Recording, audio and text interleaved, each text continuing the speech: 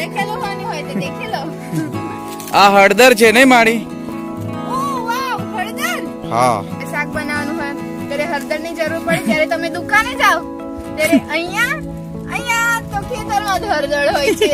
તમારે આખા વર્ષની હળદર અહીંયાથી જ થઈ જાય છે. જોઈ શકો છો તમે. અમારે ખેડૂતોને દુકાનની વધુ જરૂર. આ છે પપૈયા. જો પપૈયા. વાહ.